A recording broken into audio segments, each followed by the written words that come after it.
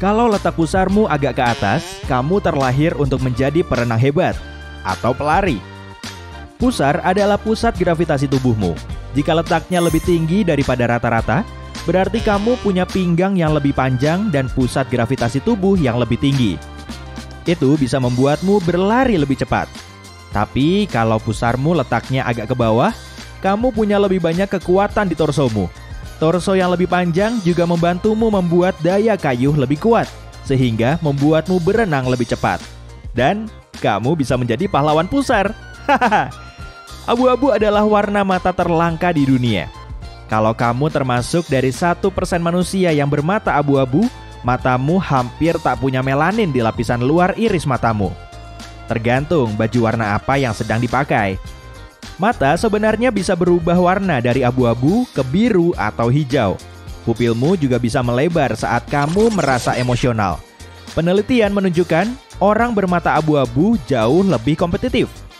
Kalau matamu coklat, kamu masuk dalam kelompok dominan.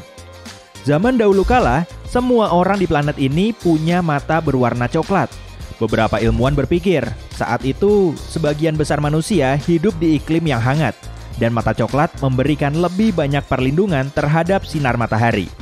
Orang-orang bermata coklat sangat luar biasa mengerjakan aktivitas yang memerlukan reaksi cepat, seperti bertinju dan sepak bola, atau permainan pukul tikus. Orang bermata biru adalah orang-orang yang cakap dan pemikir strategis. Mereka juga hebat dalam olahraga seperti golf atau lari lintas alam. Cara termudah untuk memastikan dirimu itu mutan atau bukan adalah dengan menyatukan jari kelingking dan ibu jarimu.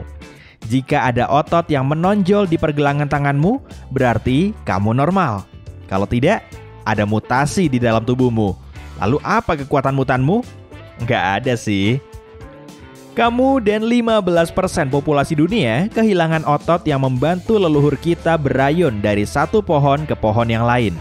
Berhubung ini adalah keahlian yang sudah tak diperlukan sama sekali, otot itu hilang dari tangan lebih dari 117 juta orang di dunia. Ini berarti evolusi masih terus berlangsung dan merupakan proses yang sangat lamban. Kalau kamu punya bulu mata 2 lapis, kamu mewarisi mutasi ini dari salah satu orang tuamu. Ini artinya kromosom ke-16 milikmu sedikit tercampur. Bisa jadi kamu punya 2 rangkai bulu mata penuh atau cuma tambahan beberapa helai saja. Tapi nggak perlu merasa iri kok. Karena hal ini juga bisa membuat matamu berair berlebihan, bahkan mengganggu penglihatan. 90% orang punya unyeng-unyeng atau pusaran rambut searah jarum jam. Kalau unyeng-unyengmu berlawanan arah jarum jam, kemungkinan kamu itu kidal. Para ilmuwan yakin kalau gen yang bertanggung jawab atas sifat kidal dan arah pusaran rambut itu sama. Sebagian orang punya pusaran rambut ganda, dan itu jauh lebih langka. Kalau kata orang-orang dulu, itu artinya kamu bandel. Kemampuan membengkokkan lidah itu langka loh, tapi tidak diturunkan secara genetik. Kamu kemungkinan bisa melipat, menggulung, dan memutar lidahmu jika kamu fasih dalam bahasa tertentu atau beberapa bahasa. Lidah daun semanggi adalah yang paling rumit. Coba lihat ke cermin dan cari tahu apa kamu bisa melakukan ini. Orang yang wajahnya tampak tidak simetris, misal salah satu telinganya lebih tinggi dibanding yang lain, punya bakat menjadi pemimpin yang berhasil. Mereka menunjukkan inisiatif dan bertanggung jawab, memotivasi orang lain, dan mementingkan kepentingan kelompok dibanding dirinya sendiri. Saatnya berfoto. Kalau menurutmu, sisi wajah sebelah kananmu adalah sisi yang terbaik, kemungkinan kamu ahli dalam permesinan, matematika, kimia, atau hal-hal lain yang berhubungan dengan sains. Kalau kamu lebih memilih sisi kirimu, berarti kamu tipe orang yang nyeni. Hanya sekitar 2% dari seluruh umat manusia yang punya rambut warna merah alami. Kalau kamu terlahir berambut merah, itu artinya kedua orang tuamu membawa gen ini. Meski rambut mereka tidak merah, gen ini membuat para pemilik rambut merah punya toleransi rasa sakit lebih rendah. Itulah sebabnya mereka butuh lebih banyak anestesi dibanding orang berambut pirang, coklat, atau hitam. Kalau kamu punya hidung besar, kecil kemungkinannya kamu terkena alergi dan demam. Hidung yang lebih besar menyaring sebagian besar polutan dan polen, serta melindungi mulut dari bakteri. Orang Yunani dan Romawi kuno menganggap hidung besar sebagai simbol kekuasaan dan kekuatan. Kalau hidungmu kecil, kamu cenderung bekerja cerdas, alih-alih kerja keras. Kamu senang menyelesaikan berbagai hal dan tidak suka berlama-lama menghabiskan waktu untuk satu masalah kecil. Kalau hidungmu melengkung dan ujungnya naik, kamu adalah orang yang murah hati dan sentimental. Keluarga dan teman-temanmu sangat berarti bagimu. Kamu mewarisi gaya bersinmu dari salah satu orang tuamu. Kalau kamu bersin hanya sekali-sekali dan memalingkan kepalamu, tandanya kamu penuh perhatian dan suportif. Kalau kamu bersin dengan suara keras dan heboh, kamu punya bakat pemimpin. Semua pekerjaanmu beres. Kalau kamu mengambil tisu dan menutup mulutmu saat bersin, kamu tipe orang yang hati-hati dan pemikir. Orang yang bersin 7 kali berturut-turut atau lebih dan seolah ingin memecahkan rekor bersinnya adalah orang yang karismatik dan sosial.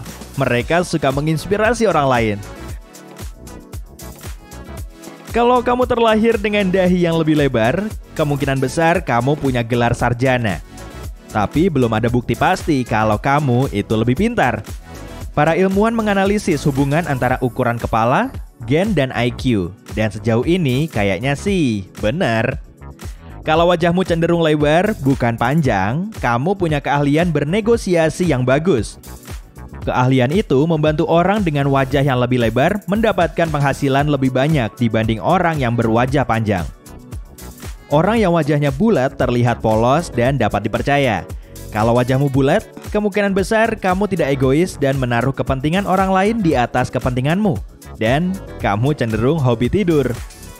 Kalau wajahmu berbentuk oval, kamu kemungkinan besar ekstrovert dan sangat mudah disukai. Kamu selalu tahu apa yang harus dikatakan untuk membuat orang lain merasa nyaman. Wajah segitiga dengan dahi yang kecil dan rahang lebar merupakan bentuk wajah paling langka. Ini membuatmu terlihat sangat kuat. Kamu berambisi, penuh tekad, dan ditakdirkan menjadi pemimpin. Tapi, kamu juga kreatif, artistik, dan mudah panik. Kalau rasa manis terasa lebih manis bagimu dan asin terasa lebih asin, kamu mungkin termasuk ke dalam 25% populasi dengan perasa super.